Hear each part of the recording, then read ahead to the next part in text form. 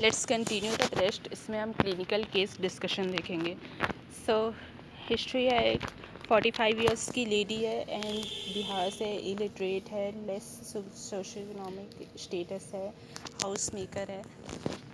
Then उसकी chief complain है history of presenting illness, कि उसके राइट ब्रेस्ट में लंप है एंड 6 मंथ से है। ये इंसीडियस ऑनसेट है, इनिशियली 2 × 2 सेंटीमीटर का है, रैपिडली प्रोग्रेसिव हो गया to present size of 10 × 10 centimetre.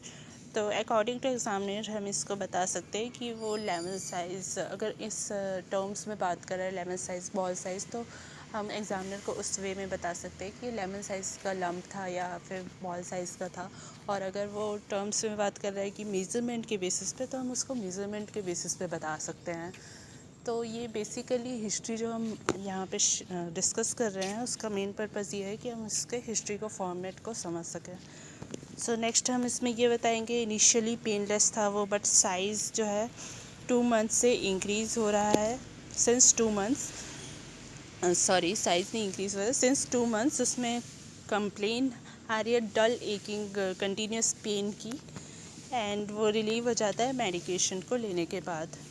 Then history में और क्या रहेगा, हिस्ट्री ऑफ पास्ट इलनेस में हिस्ट्री ऑफ अल्सरेशन थी 2 मंथ्स बैक, मतलब 2 महीने पहले उसको अल्सर भी था, एसोसिएटेड था जो फाउल स्मेलिंग डिस्चार्ज से। देन अल्सर प्रोग्रेस कर दिया साइज़ में और 7 × 7 सेंटीमीटर हो गया है अब। And then no history of discharge now, and no history of nipple retraction की कोई हिस्ट्री नहीं है। No history of loss of weight और एपेटाइट, वज़न कम नहीं हुआ, भूख भी कम नहीं हुआ। नो हिस्ट्री ऑफ हिमोप्टेसिस की कोई हिस्ट्री नहीं है, उल्टी की या फिर ब्रेथलेसनेस की, बोन पेन की या फिर जॉन्डिस की या हेडेक की या सीजर्स की। तो ये सब जो हिस्ट्री नहीं है वो ये सजेस्ट करती है कोई भी मेटास्टेटिक डिसीज़ की हिस्ट्री नहीं है। तो हम डायरेक्टली इसको बोल सकते हैं no history of suggestive of metastatic disease. And then अगर एग्जामिनर और डीपली पूछता है कि मेटास्टेटिक डिसीज़ कौन सी होती है, तो देन हम फर्दर इसको इन्फॉर्म कर सकते हैं।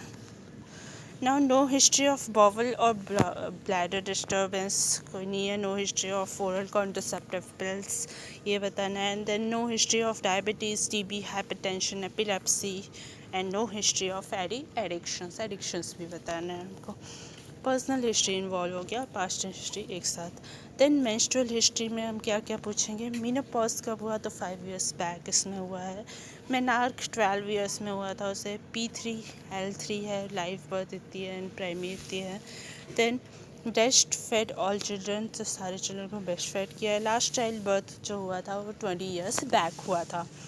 नाउ फैमिली हिस्ट्री में कोई हिस्ट्री नहीं है, ब्रेस्ट कैंसर की, ओवेरियन कैंसर की, कोलोरेक्टल की या फिर मैलिग्नेंसीज की इन फर्स्ट डिग्री रिलेटिव्स। तो समराइज़ अगर हम करें इस हिस्ट्री को, तो क्या है, 45 इयर्स ओल्ड लेडी है जिसको रैपिडली प्रोग्रेसिव ब्रेस्ट लंप हुआ था और जो अल्सरेटेड है 2 मंथ से, और उसमें फाउल स्मेलिंग डिस्चार्ज हो रहा है। सो अगर हम इसको डायग्नोसिस के पॉइंट ऑफ व्यू से देखें, तो हम इस तरीके से बोलेंगे that I feel it in lines of malignancy, but I would like to examine to confirm my findings. तो एग्ज़ामिन करना ज़रूरी है फाइंडिंग्स को कंफर्म करने के लिए।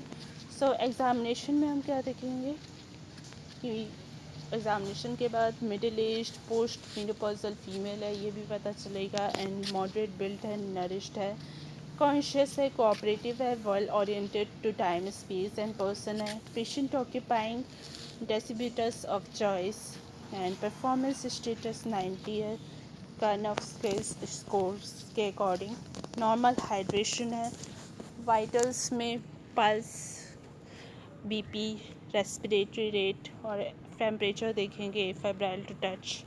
पल्स को हम इस तरीके से डिनोट कर सकते हैं 84 पर minute, right radial and regular. Then BP 124/80 पर mm/80 mm then respiratory 17 per minute. No pallor icterus edema and cyanosis, no general lymphadenopathy and right axillary lymph node is palpable। तो उसको और डिटेल में हम लोकल एग्जामिनेशन में बताएंगे। तो normal side से हमको एग्ज़ामिनेशन स्टार्ट करना होता है, तो जब पेयर्ड होता है ऑर्गन, तो नॉर्मल साइज से पहले एग्ज़ामिन करते हैं और सिटिंग और लाइन पोजीशन दोनों में एग्ज़ामिन करना होता है। तो लेफ़्ट ब्रेस्ट और एक्सिला में हमको कुछ भी नहीं मिलता है, नॉर्मल होते हैं। देन राइट ब्रेस्ट में हमको ये मिलता है कि निपल एरियोला कॉम्प्लेक्स स्लाइटली जो है एट हाई लेवल है देन लेफ़्ट, और प्रोमिनेंटली जब पेशेंट लिफ्ट करता है अपने दोनों आर्म्स को अप तो ऊपर मूव करता है तब ज़्यादा प्रोमिनेंट हो जाता है। देन प्रोमिनेंट वेन्स प्रेजेंट है वो चेस्ट वॉल और ब्रेस्ट में। अल्सरो प्रोलिफरेटिव ग्रोथ है अपर आउटर क्वाड्रेंट में 10 × 10 सेंटीमीटर की। इरेगुलर मार्जिन्स है और रिवर्टेड एजेस है और स्लव है on floor with pale granulation tissue के साथ, और साथ में फाउल सेरोगिनस डिस्चार्ज है।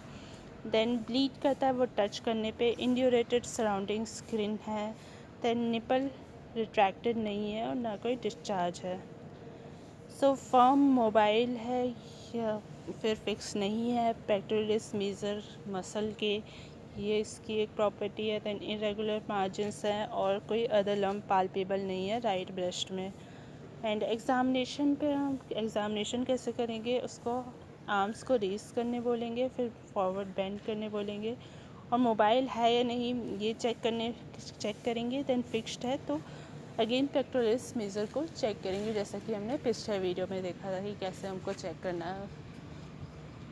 ना एक्सिलरी एग्ज़ामिनेशन करेंगे तो हम कैसे लिखेंगे उसकी फाइंडिंग्स को। एक्सिलरी एग्ज़ामिनेशन का प्रोसीजर भी हमने लास्ट वीडियो में देखा था। तो उसमें enlarge central group of lymph node है, ये बताएंगे। 3 नंबर है, मैक्सिमम साइज 2 × 2 सेंटीमीटर का है। मोबाइल है एंड बायलैटरल सुप्राक्लैविकुलर रीजन्स जो है नॉट फॉल।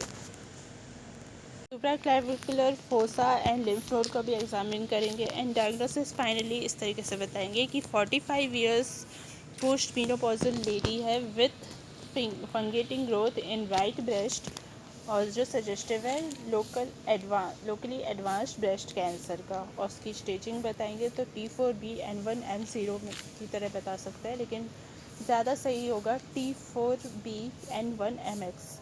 तो C हमने क्लिनिकल स्टेजिंग को डिनोट करने के लिए लिखा है कि क्लिनिकली एग्जामिन करके हमने स्टेजिंग की है। T4B इसलिए है क्योंकि स्किन इन्वॉल्वमेंट है और स्किन इन्वॉल्वमेंट के साथ अल्सर भी है इसलिए। देन N1 है तो लिम्फ नोड प्रेजेंट है इसलिए। एंड MX है क्योंकि क्लिनिकली मेटास्टेसिस को असेस नहीं किया जा सकता। अब इसमें फाइलॉइड्स क्यों नहीं होगा, क्योंकि लिम्फ नोड प्रेजेंट है और फंगेटिंग ग्रोथ है, जबकि फाइलॉइड्स में लिम्फ नोड नहीं प्रेजेंट होता है और उसमें फंगेटिंग ग्रोथ भी नहीं होती है। एक्सिलरी लिम्फ नोड प्रेजेंट है इसमें।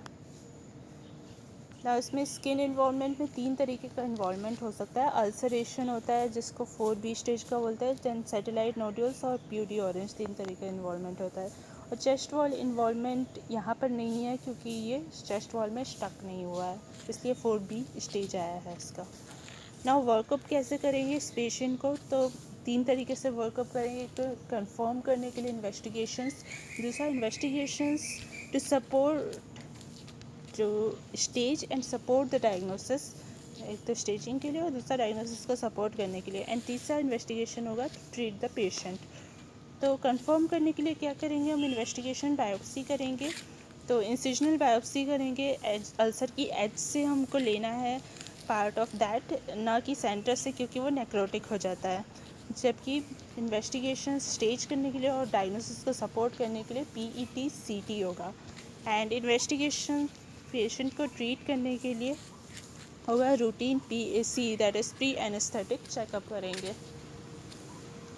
नाउ मैनेजमेंट कैसे करेंगे, लोकली एडवांस्ड ब्रेस्ट कैंसर का best management neo adjuvant chemotherapy होता है। देन मॉडिफाइड रेडिकल मेस्टेक्टोमी होता है। देन रेडियोथेरेपी होता है। तो अगर ER/PR पॉजिटिव है तो फिर हमको हार्मोनल थेरेपी भी देना होता है पेशेंट को। सो ये था ब्रेस्ट कैंसर के बारे में। Thanks for watching.